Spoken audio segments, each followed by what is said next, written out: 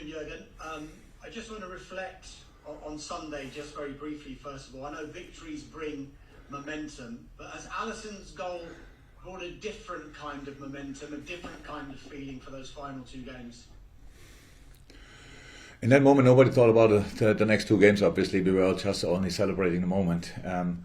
But of course, it's in football and life like this. If you have some downs, you are influenced by it. If you have a high, you should be influenced by it as well. So that was obviously a high for us, and it must make the job easier at Turf Moor. But it changed the mindset a little bit. So that's how it is. And it kept us in the race. That's the most important thing. So yes, it was a very special moment, very special goal from a very special player. Which makes it obviously all very special. But we are all, honestly, we have in the dressing room afterwards, I've never watched a goal more often directly after a game than this goal. But since then, it's all fine. We know exactly nothing really happened apart from we are still in the race. But we are not even close to think we would be already halfway through because we know how high the hurdles are in front of us. Jose Mourinho once said that his second place finish for Manchester United in 2018 was one of his biggest achievements. So it didn't come with a trophy. I'm just wondering, would you feel the same way if Liverpool got top four, given everything that's happened, not only for every club, but for your club in particular this season?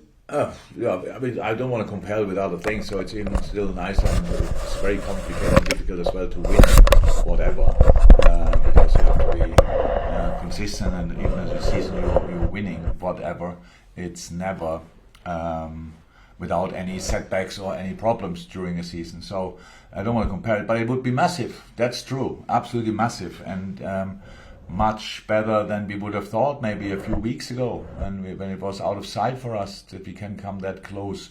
So since then we won a few games, brought ourselves in the position we are in now, and now we want to use that. That's clear. Final one from me, Jurgen. It's about a former Liverpool manager in Roy Hodgson. He'll leave Crystal Palace at the end of the season. Just your reaction and words of tribute perhaps, and could you see yourself managing at the ripe old age of 73? Okay, let's start with the second part of the question. No chance. Hopefully I'm healthy and alive then. That would be already a great achievement. But no, I will not coach anymore. But you're young enough, obviously. If I'm still on the bench, then you can remind me on that. So and tell me what rubbish I spoke years ago. But it's not in my plans at all.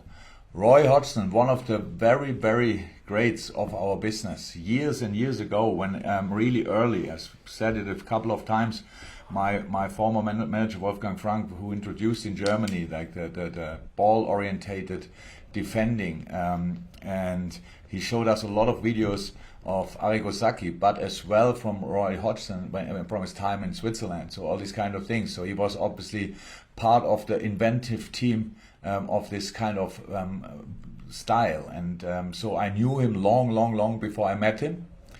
But when I met him,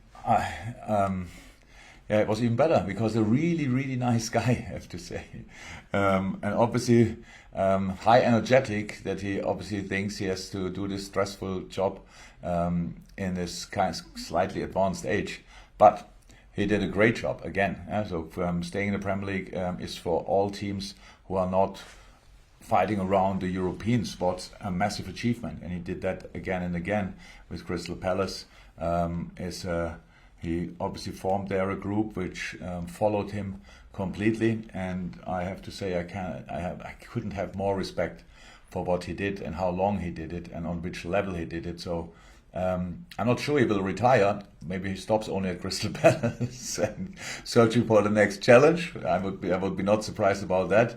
But on the day when he finally finish, football will lose a really great person of the game.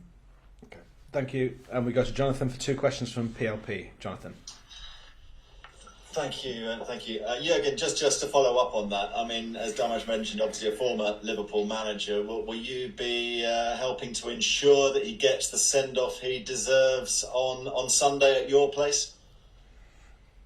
How can I get involved in that? How could I be involved in that? Sorry? No, I'm just talking about that. It will obviously be his final match, won't it, on Sunday? Yeah, I will be. I'm sure you personally will. Not. I'm not talking about the match. I'm sure you personally will ensure that it's a fitting farewell. From my point of view, 100%. But that's not so far. Nobody asked me about that. I don't think it's my job. But he was here as a manager. He worked here, and as far as I know, the Liverpool supporters, and there will be Liverpool supporters in the stadium. He will get absolutely a nice farewell. But obviously, before and after the game, during the game, I hope we can do something differently. But that's not important in the moment. So we play Burnley. Yes, as much as I have influence on it, he will get a proper farewell. And just on the significance, Jurgen, of a top four finish, there are many obvious reasons why this would be. Sorry, I have to go back. Sorry, I have to go back. Oh, sorry. But a farewell, does that mean he retires? Usually you only get a farewell when... Sorry? Farewell to Crystal Palace. A farewell to Crystal Palace. Okay. So, yes, he will get that, definitely. Sorry.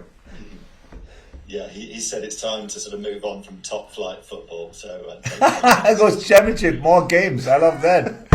Yeah, that's a great idea. Yeah. I just wondered, Jurgen, just as far on the significance of the achievement. Obviously, there are many obvious reasons why this would be an amazing achievement if you finish top four. But I'm sure there are many other reasons behind the scenes, possibly that we don't even know about why this would be such an accomplishment. Can you sort of summarise in your own feelings towards that? No, because I don't want to speak about it, because it always sounds like for us it's very, very, very, very, very important. You saw that in the faces of the players when Ali scored a goal. So, but we can speak about what it means if we have to speak about it on Sunday after the game. But now we play Burnley, and I really don't like these talks like we would have made it already before we play Burnley. And Crystal Palace. That's absolutely that would be, in my mind, at least disrespectful. And I don't want to think about it, what it means. In a moment, it would mean for us, if we have on Sunday still a final for us, then we had a positive result at Turf Moor. So that's all what it is, and depends on other results. If we don't win on Wednesday, then we don't have a final on Sunday. So these kind of things. But we only have to focus on this one game. That it means a lot. I really think I don't have to explain that, because you could see that in the celebrations at West Brom. Fantastic. Thank you, Jonathan. We'll go to Juliet for a question, and then we'll go to Ian Kennedy from BBC Merseyside. And Jurgen, talking about those celebrations and the faces of the players as well, I just wanted to ask you, because when things weren't going great, there was a lot of question marks over, would the players stay if you won't achieve Champions League football and things like that. There was quite a bit of negativity around from the outside, not from the inside. But Mo Salah's reaction was absolutely priceless when Alisson scored, and it just showed how much love he has for the club, but also for his teammates as well, and what a team player he actually is. Yeah, well, I'm not sure why that's a question, because it sounds like you are surprised. I'm not. So a week before, when he scored the fourth goal at United and closed that game, I saw nobody was as fast as him, so nobody could be as close as we were together around the West Brom goal. But I could see in his face his determination as well. So look, these for me it's difficult to answer these kind of questions, because I don't feel these things. You see, we are together every day, and I know how much Mo is committed to this team and this club. So I don't need a goal celebration to realize, oh, look, now everybody can see it. For me, it's a completely logical thing that we celebrate goals like this, because he is working his socks off since he is here. And is in a really good moment, which is absolutely helpful for us, and hopefully it stays for the last two games like that. That would be even more helpful. And that's it. So I was never in doubt about his love for his teammates or the club, not for 1 second. Thank you, Juliet. We'll go to Ian Kennedy, BBC Merseyside, then we're going to finish the open section with Carl Markham from Press Association. Hi, Jurgen.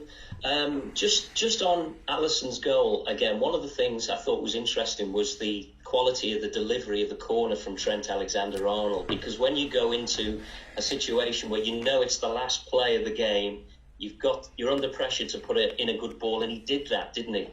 which made the goal possible. This was a world-class corner, not the first, hopefully not the last of Trent. Nate Phillips could have scored if he would have left his eyes open. Probably if Ali missed the ball, I think Sadio was still in a quite interesting position. So that good the corner was, and true. We shouldn't take these kind of things for granted. Absolutely right. We saw brilliant players, world-class players, in decisive moments delivering a rather average set piece, because it's quite common that in the last second of a game that there's another set piece, if it's a free kick or a corner or whatever. And that, the corner, the cross made it happen. Ali had only to put his head on it, but he did that quite well as well. How pleased are you with Trent's form at the moment? Because the game before, I think he was the man of the match at Old Trafford against Manchester United. So obviously ending the season on a really good note from his point of view. Yeah, absolutely. But he played a good season. He had the problem that he played, I think, with around about 20 odd different centre-half pairings, which is just tricky. He's still a young player, has to organise. Had a much bigger part in organising the last line than he had previously. So, means from a young world-class talent to a defensive organizer is a step, but he did that as well. So yes, he's as well in a good moment, and long may it continue for us. Very important. Without Trent's shape, not only his, but we would be in a different place, definitely. Fantastic. And final questions in the open before we go to the embargo section. Carl Markham. Hey again.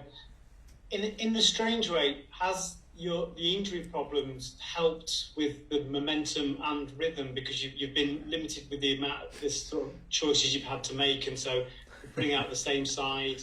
I mean, getting rhythm. Thiago for one is benefiting, and I know Matt will mute me, so before speaking as well, if you've got any of those players back in the team as well. No. Not at all. Not a little bit. The problem is what we had. It happened with injuries. Obviously, started pretty early. That always puts everybody else under pressure. Some other players were injured in a specific. Like we started the season, like Ox, for example. Then Shaq got some problems and these kind of things, so they came all back step by step. But then you usually have a stable formation where you can throw them in. We never had that. We always had to sort first and foremost the real problems, and it means we had to keep some players more often on the pitch than we would have done in other seasons. The young boys were not ready in the beginning to replace the centre halves. We had to work a lot with them. You cannot just throw them in. It's with young players especially. It's not fair. Just throw them in the hot water, and then you just realize that they are not ready to swim. So that makes no sense, and that's why it was all a massive challenge for all of us. But it didn't help the rhythm or whatever. Thiago is an example. So yes, he's a world-class football player, but he came as well from a pandemic with after the lockdown in Germany, when they started playing again. He had to play Bundesliga games and the Champions League final. Came then here to a new club with a little break only. Arrived here, got injured, and had to restart again with a team who was not settled. So that's massive. That's nearly impossible. What he did in these moments is absolutely incredible. Now things look like more settled. That's clear in the moment, with some results going in our direction, which helps as well, gives confidence to everybody. Now it looks different and better, but it's just we are not even halfway there. Thiago is not halfway there. The team is not halfway there. We have just to keep going and improving. And I've not been muted, so any of those players coming back, the ones that are injured? Not for this game, but it's Millie will train today. Is that then enough? Being involved tomorrow, I will see. Diogo is actually, when the swelling went down, we did another picture, and it looked better than in the first place with the first scan. When in the CT you could see it better, and so It's a tiny little chance for him for the weekend, but it depends to how he improves now. That we have to see that. But it's good news, obviously, for Portugal and for Diogo himself. With the Euros, they're not in danger at all. So that's good. If it's good enough for us, we will see. Okay. Thank you, Carl. Ox and Keita. Oh, Ox was ill. Yes, Ox is back. Navi wasn't part of team training yet, so that will be not enough until tomorrow for sure. Ox was in team training, so he's back.